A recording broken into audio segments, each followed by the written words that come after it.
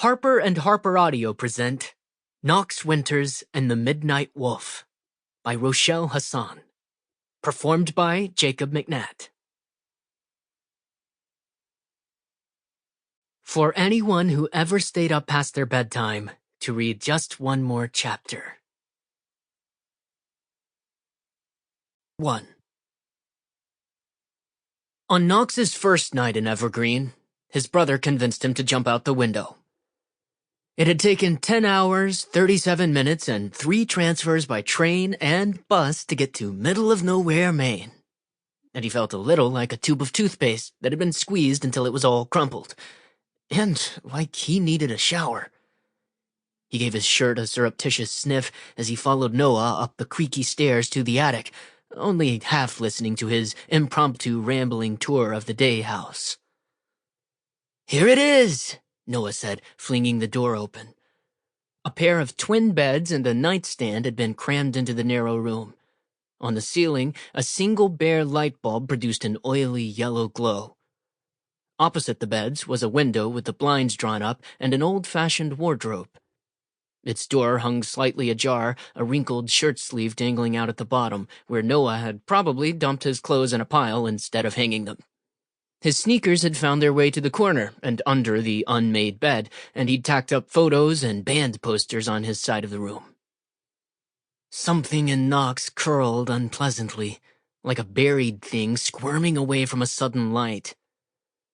Noah had settled in and made the space his own, which shouldn't have come as any surprise. He'd been here on his own for the last few months. It wasn't like Nox had expected him to sit in an empty room the whole time. It was just that it made it all feel so permanent. "Hurry up and put your stuff down," Noah said, herding Nox inside and kicking the door shut. "I'm gonna show you something cool." "Yeah? Like what?"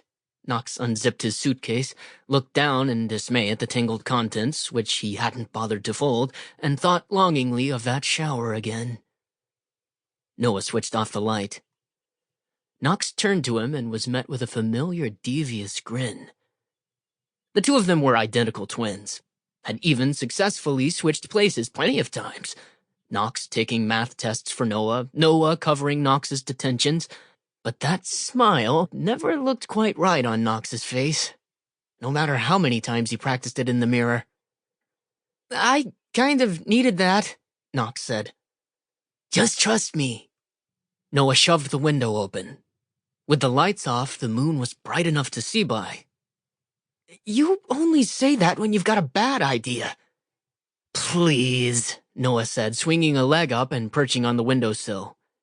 "You just had probably the most boring summer of your life without me. A bad idea is exactly what you need right now." Nox grinned back reluctantly. Boredom was Noah's justification for everything. Rule-breaking, adventure-seeking, all his bad ideas. And his best ones. Already, Noah was climbing outside and stepping onto something below the window frame so that it looked like he was hovering in midair.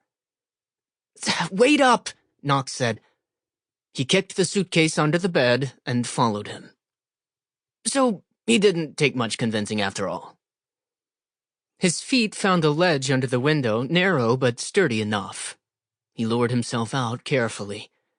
They put their backs to the wall and shuffled along the side of the house. The sun had set a couple of hours ago.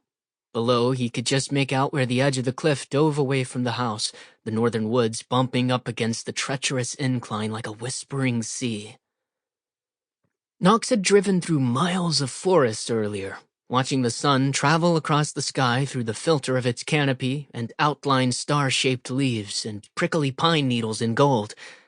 But now, there was only an expanse of cloudy, rustling shadow as far as the eye could see. Light spilled from a downstairs window, but the ground floor was dark.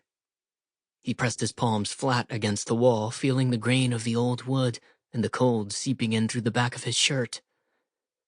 It was quiet, except for Noah's shoes scuffing the ledge next to his and a hushed, "Here." The roof sloped down to meet them. If they went any farther, they'd have to duck under the eaves. Noah twisted around. Sample complete. Ready to continue?